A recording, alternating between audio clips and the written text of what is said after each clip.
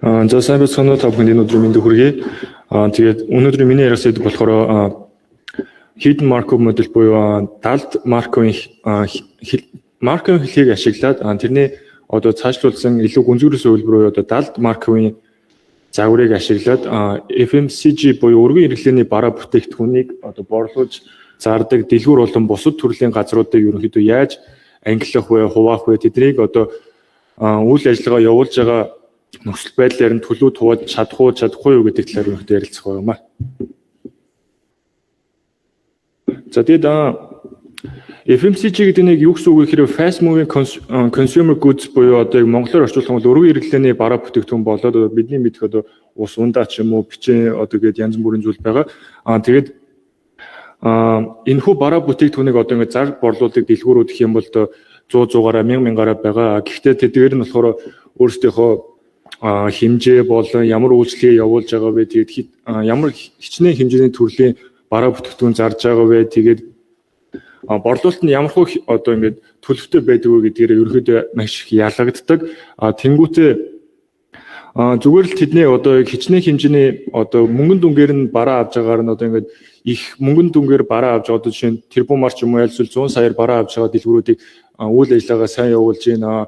Ерөөхдөө сайн менеж үзэх бас байж болох хэдий ч гэсэн одоо ингээд тэрнээс арай бага ч юм уу тэр мөнгөний хэмжээгээр бараа авж байгаа дэлгүүрүүдийг бас шууд муу гэхэд бол энэ дэр бол ингээд асуудал үүсч болно. Тийм болохоор яг зөвхөн тэр мөнгөн дүн дээр биш өөр бусад зүйл дээр тэгээд ерөнхийдөө далд тийм төлөвүүд байгаа юу. Тэгээд тэрийг болохоор одоо ингээд зөвхөн ингээд анзаарч болох одоо тийм хувьслагч нараас өөрөөр ингэж ерөнхийдөө анзаарагдахгүй хувьслагч нарыг ашиглаад тэдгэрийг дүүнэх боломжтой юу гэдэг зүйлээс үүдж энэхүү зүйлийг хийх гэсэн юм аа. За тэгээд энэ дээр болохоор яг энэ дөрвөн үйл шаттай явж байгаа. Тэгээд эхнийх нь болохоор hidden Markov модель буюу энэ далд Марковын загвараа ашиглаад тэрийг болохоор энэ өргөн хэрэглээний бараа бүтээгдэхүүн зардаг бүх дэлгүүрүүд дээр ашиглаж байгаа. Дараа нь болохоор эднийгээ дөрвөн төлөв тувааж байгаа. Идэвхгүй тэгээд бага идэвхтэй тэгээд дундаж тэгээд өндөр одоо идэвхтэй гэдэг энэ дөрвөн төлөв хуваагаад тэрнийгээ дараа болохоор тэр одоо бараа бүтээгдэхүүн зарж байгаа дэлгүүр болон бос газруудаа болохоор энэ өргөн хэрэглээний бараа бүтээгдэхүүнийхээ дэлгүүрүүдийн ангилалт нь хуваагаад тэгээд тэр төлөвүүд нь ямар хөө хэмжээнд ингээд тархацтай байгаа гэдэг энэ дэр нь гаргаж ирнэ. Дараа нь болохоор тэднийг болохоор хэрхэн ингэж ангилах вэ гэдэг талаар нь ярилцсанаа. За тэгээд хамгийн ихний нь болохоор Марковын хэлхийг ерөнхийдөө энэ дэр ингээд эхлээд танилцуулсан байгаа. Тэгээд энэ дэр харах юм бол Марковын хэлхийг маань юугаараа ялгаатай вэ гэхээр магадл яг одоо T хугацаанд магадлалыг олохын тулд өмнөх T-гээс нэг T-гээс нь 2 гэдэг нэг хүртэлх биш зөвхөн хугацааны өмнөх агшинтгал зүйлээсээ хамааралтай гэж үздэг. Тэрнийхээ дараа болохоор transition matrix буюу одоо шилжилтийн матриц байгаа. Тэгээд шилжилтийн матрич нь болохоор А-гаар тодорхойлогдоод тэгээд мөрийн хувьд болохоор нийлбэр 1 байх ёстой. Тэгээд одоо чинь бидний хувьд болохоор 4 шиг төлөв авч үзэж байгаа болохоор ингээд шилжилтийн матрич нь одоо энэхүү хэлбэрээр ингэж дүрслэгдэж болно. Тэгээд бас одоо жишээ нь 1-р төлөвөөс 1-р төлөв рүү очиулна гэдэг иймэрхүү зурагтай байгаа гэдгийг нэр харж болно. Тэгээд энэ AI буюу одоо яг өөр одоо нэг төлөвөөс яг нэг төлөв дээр үлдээд байх юм бол тэрийг persistent буюу одоо зуурамтгай гэж энэ дээр үзээд байгаа гэсэн үг. За тэгээд энэ далд Марковын хэлхээ нь болохоор загвар нь болохоор юугаараа ялгаатай вэ гэхээр Марковын хэлхээнд дээр нэмээд одоо ажиглагдахгүй тийм зүйлсийг энэ дээр оруулаад ирээд тэнгуүдэд тэрийг юугаар олох вэ гингүүд ажиллаж болох хувьслагч нараараа илтгэхэд тэрийг OFT-гээр нэрлэж байгаа. Тэгээд тэр OFT-ийн болохоор дотроо OFT нь болохоор олонлог болоод тэгээд OFT-ний гэдгээс OFTP хүртэл байх боломжтой. Тэгээд энэ дээр болохоор ламдагаар ерөнхийдөө PAB гэдэг энэ гурван хувьсныг аваад үзэж байгаа. Тэнгүүд P нь болохоор яг анхны одоо төлөвийн ингээд тархалт байгаа. А нь болохоор нөгөө шилжилтийн матрикс, Б нь болохоор observation model буюу одоо тухайн төлөвт тухайн одоо тэр мэддэхгүй байгаа төлөвт байх үеийнх нь магадлалыг энэгээр аваад үзэж байгаа гэсэн үг. За тэгээд энэ дөр болохоор бидний ашиглах гэдэг зүйлэр болохоор хамгийн эхлээд болохоор Марквийн одоо хэлхэндх нөгөө яг T хугацаанд дах зүйлийг T-гээс нэг өмнөх хугацаанд дах яг зүйлээс нь хамааруулж үзнэ. Дараагийнх нь болохоор нөгөө яг ажиглаж болох тэр хувьсгчнараас хамааруулаад тэр мэддэхгүй байгаа далд байгаа зүйлийг энэгээр ингээд илэрхийлэх зорилготой байгаа гэсэн үг. За тэгээд ямархуу байдлын графикийн загвар нь байх вэ гэхээр энэгээр ингээд гараад ирсэн байгаа гэсэн үг. Тэгээд өвөө дээр болохоор ажиглаж болох нь байгаа. Тэнгуут X-ээр болохоор hidden state буюу нөгөө далд байгаа төлөвүүдийг ингээд илэрхийлээд байгаа гэсэн үг. Тэнгуут ажиллаж болох нь болохоор revenue volume SKU invoice price буюу одоо хэрэг хэмжээний мөнгө нүгээр худалдаа авалт хийж байгаа вэ? Тэгээд хэмжээ нь хэрэг байгаа вэ? Тэгээд хэдэн төрлийн бараа бүтээгдэхүүн авч байгаа вэ? Тэгээд хэдэн удаагийн татаа авалтаар авч байгаа вэ? Тэгээд нэг бүтээгдэхүүнийг дунджаар ямар үнээр авч байгаа вэ гэдгийг энэ дэр ингээд авч үзээд тэрнийхэн дараа болохоор X нь болохоор нөгөө дөрвөн төрлийн төлөв рүүгээ шилжнэ гэсэн үг. За тэгээд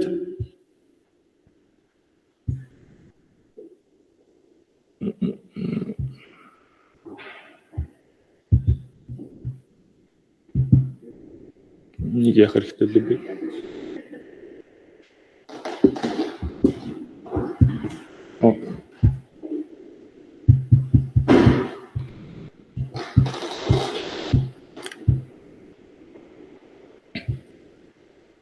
За тэнгуүтээ энэ дөр болохоор ашиглагддаг нэг алгоритм болохоор Viterbi алгоритм гэж байгаа. Тэгээ Viterbi алгоритмыг нь болохоор гол мөн чанар нь юу вэ гэнгүүтээ тэр дөрвөн төлөв байгаа гэсэн тэр дөрвөн төлөвөөс болохоор хамгийн одоо их магадaltaй буюу тэр дөрвөн төлөв маань дөрвөлөө нийлээд одоо магадлалыг нэмэх юм бол нэг гарах ёстой. Тэрнээс хамгийн ихийг нь аваад үзчихэж байгаа. Тэнгүүтээ одоо тэр state төлөв нэгээс төлөв дөрвийн хооронд аль хамгийн их магадaltaй байгаагаар нь авч үзээд тэрийгээ тэгээд энэ Viterbi алгоритмаар тодорхойлж байгаа гэсэн үг. За тэгээд энэ дээрээ ашиглаж байгаа зүйлс маань яг юу вэ буюу input нь юу вэ гэнгүүт яг саяны өмнө хэлсэнчлэн revenue volume SKU count тэгээд invoice count тэгээд яг нэг бүтээгдэхүүн авахад одоо дундаж үнэ хэд байгаа вэ гэдгийг энэ дээр аваад үзэж байгаа гэсэн үг. За тэгээд яг ямар шат дараалтай явж байгаа гэдгийг энэ дээр одоо яг ингээд базаад нэгтэй гараад ирсэн байгаа гэсэн үг. Тэнгүүд энэ дээр нөгөө далд байгаа дөрвөн хэлбэр буюу одоо 1 2 3 4 гэдээ аваад үзэж байгаа. Тэнгүүдээ ажиглагдж байгаа зүйлс нь болохоор OMT гэдгээр тэмдэглээд тэрэн дээр болохоор тэр үн тэгээд хэмжээ SKU тэгээд хэдэн төрлийн бараа авж байгаа тэгээд хэдэн удаагийн татаа аваад иж байгаа тэгээд үнийн нүгээр авч байгаа. Тэгээд дараа нь болохоор тэр Baum Welch-ийн алгоритм ашиглаж байгаа. Хамгийн сүүлд нь болохоор Viterbi алгоритмыг ашиглаад тэгээд аль төлөв дээр байгаа вэ гэдгийг авч үзэж байгаа гэсэн үг. Тэгээд энэ дэр болохоор Z үнэлгээг ашиглаж байгаа нь болохоор нөгөө янз бүрийн одоо үнийн дүнтэй тэнгууд тэр нь сая одоо тэрбумаар ч юм уу хэмжих боломжтой. Тэрийг болохоор бүгдийн бүх одоо энэ байгаа хувьсгч нарынхаа болохоор нэг одоо хэмжээнд аваач тул Z score-ыг ашигласан байгаа. За тэгээд энэ дээр болохоор юу вэ гэнгүүтээ FMCG буюу нөгөө өргөн хэрэглээний бараа бүтээгдэхүүнийг зарж борлуулдаг газруудаа ингээ ангилсан байгаа. Тэнгүүтээ чинь одоо hypermarket гэдэг нь одоо ямархуу ангилтай ягаад hypermarket-ийн төрөлд ордог вэ гэхээр одоо чинь байгаа газар нь болохоор 2500 м квадратаас их ч юм уу. Тэнгүүтээ янз бүрийн бүтээгдэхүүн зардаг гэдгээс авахуулаад хамгийн сүүлдэн дээр HoReCa гэдэг нь болохоор зочид буудал, ресторан, кафе гэдэг одоо юм бүлэг байгаа. Тэрнэр болохоор ресторанч байгаа, буфе гэдэг иймэрхүү одоо ингээ гол яг бүлгүүдийг ингээ оруулаад ирсэн байгаа энэ дэр. За тэгээд саяныхаа ингээд юмнуудыг хийсний үндсэн дээр загварчлаа явуулсны дараа юу болж гарч ирсэн бэ гэхээр state 1 буюу төлөв 1 дээр болохоор нийт 23.9% нээсэн, state 2 дээр 31.5, state 3 дээр 21.2, state 4 дээр 23.4% байсан. Гэхдээ энэ дээр нэг анзаарах ёстой зүйлс нь юу вэ гэвэл хэрвээ одоо нэг төлөв дээр байх юм бол тухайн төлөв дээр үлдэх магадлал нь 93%-аас дээш байгаа гэдгийг энэ дээр ерөнхийдөө харахгүй юу. Аль ч төлөв дээр байгаа тухайн дэлгүүр ерөнхийдөө тэр төлөв дээрээ тэр журамтгай барьцамталтай байдлаар ерөнхийдөө үлдэх хандлагатай байдаг гэдгийг харуулж байгаа. Тэгээд энэ ягаад 24,000 30,000 ч юм уу иймэрхүү хэмжээний байгаа вэ гэхээр нэг дэлгүүрийн хувьд одоо жишээ нь 25 удаагийн буюу 24 удаагийн буюу 2 жилийн хугацаанд ийм ажилтныг харсан болохоор иймэрхүү хэмжээгээр гараад ирсэн байгаа. Дараа нь болохоор transition matrix буюу шилжилтийн матрицны ямар хөө байгаа гэдгийг дээр харж байгаа. Тэнгүүтээ сая өмнөх дурдсанчлаа яг 1-ээс 1 рүү 93.2, 2-оос 2 рүү 93.3 гэх мэтчлээ.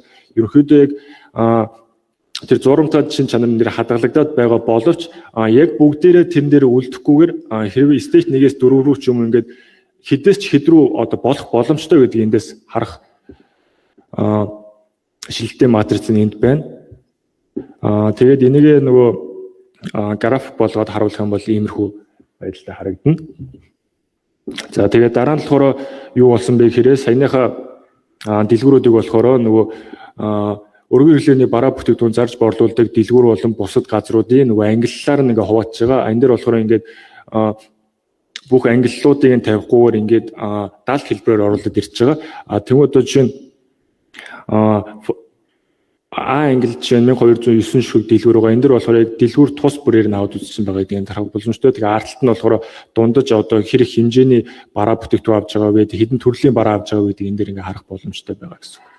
За тэгээд яг саяныхаа өмнөх энэ хүснэгтийг багцлаад ингээд дүгнээд гаргаад ирэх юм бол энэ дээр AHIJ нь болохоор ерөөхдөө state дөрөв дээр илүү их төвлөрсөн байдаг. Тэгэхээр энэ дөрвөн төрөлд энэ дөрвөн бүлэгт байгаа дэлгүүрүүдийг ерөөхдөө ингээд одоо хамгийн сайнаар нь гэж авч үзээд тэгээд энэ дөрвөн төрлийн дэлгүүрүүдийг дөрвөн төрлийн газруудыг ерөөхдөө ингээд энэ хэвээр нь байлгах гэж хичээх хэрэгтэй. Тэнгүүт дараа нь болохоор дийг нь харж үзэх юм бол state 1 буюу төлөв 1 дээр ихэнх нь төвлөрсөн байгаа гэх юм бол одоо эднийг нэг бол өсгөхийг бодох хэрэгтэй, аль эсвэл бүр ингээд орхичих боломжтой. Тэгээд B-с нь болохоор 2 дээр, EF нь болохоор 3 дээр байгааг харах боломжтой энэ дээрээ тэгээд тодруулаад өгсөн байгаа. Тэгээд энэ дараа болохоор ингээд саяны шиг ингээд тодорхойлоод бүлэглээ тэгээ аль нь дээр нь аль хэдэн ширхэг дэлгүүр байгаа байдаг, аль нь давмгаалаад байгаа гэдгээ яг тэр бизнесийн утга санаан дээр яаж ашиглагдах вэ гэнгүүт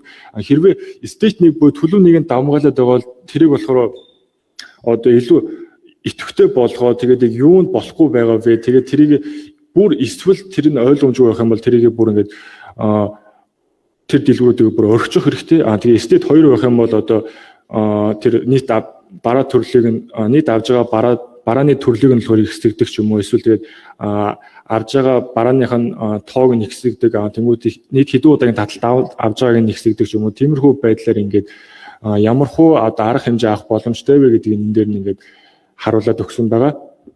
За тэгээд энэ далд Марковын загварыг ашиглаад яг яаж цааш дээр нь ашиглах боломжтой вэ гингүүд хамгийн эхлээд болохоор тухайн байгаа дэлгүүр болон бус зүйлийг тодорхойлоод аль төлөвт байгаа вэ гэдгийг ингээд гаргачих хэрэгтэй. Тэнгүүдээ тэрнийхэн дараа болохоор аль төлөв рүү шилжих боломжтой вэ? Одоо чинь төлөв 1-ээс төлөв 4 рүү шилжих боломж хэрэг байгаа вэ гэдгийг энэ дэр хараад эсвэл төлөв 4-өөс төлөв 1 рүү сайн одоо борлуулалттай ч юм уу сайн үйл ажиллагаа явуулж байгаа дэлгүүр маань шууд ингээд муу болчих боломж нь хэрэг өндөр байгаа вэ? Тэр магадлал нь хэрэг байгаа вэ гэдгийг хараад тэрнээсээ шалтгаалаад ямар хуу одоо төлөвлөгөө гаргах вэ? Тэнгүүтээ одоо өөрт байгаа тухайн шийдвэр гаргах компани ч юм уу тухайн газар маань ямар хуу одоо үйл ажиллагаатай цаашдаа явах вэ гэдгийг эндээс ингэж гаргаад ингэж цаашдаа ингэж явах одоо ингэж боломжийг олгож байгаа гэсэн үг.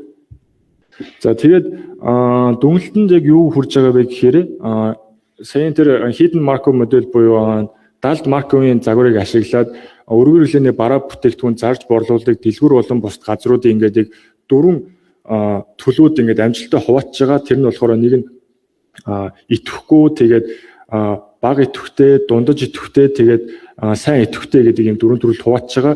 Тэнгүүтээ эдгээр энэ загварыг хийхэд болохоор 5 төрлийн хувьсчийг ашиглаж байгаа. Тэр нь болохоор ингээд revenue, volume, SKU, invoice тэгэнгүүтээ нэг бараанд ногдох үнийн дүн ашиглаж байгаа. Тэнгүүтээ тэрний дараа нь болохоор юу харах боломжтой вэ гэхээр хэрвээ нэг аль нэг төлөвт очих юм бол ерөнхийдөө тэр төлөв дээр байгаад байх хандлагатай байдаг буюу 93 бүгдээрээ 93-аас дээш хувьтай байгаа гэдгийг анзаарч болно. Тэнгүүтээ тэрний дараа болохоор яг тэр бараа борлуулж байгаа газар маань яг тэр одоо төрлөөсөө одоо шинэ хүнсний дэлгүүр ч юм уу аль эсвэл заавал CUGS 25 шиг convenience store байхаас шалтгаалаад тэдний яг үйл ажиллагааг бид нэр сайн байна муу байна гэдгийг шууд ангилж болохгүй. Тэрнийхэн дараа болохоор Тавд нь юу вэ гэнгүүт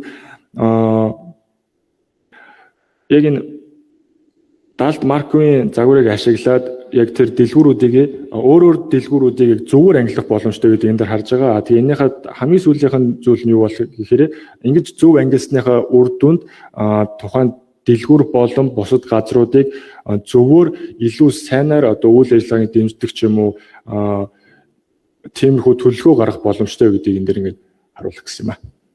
За тэгээд энэ нь болохоор ингээд ямархуу их сурвалж ашигласан бэ гэдгийг энэ дээр харуулчихж байгаа. Тэгээд анхаарал хандуулсан та бүхэнд баярлалаа.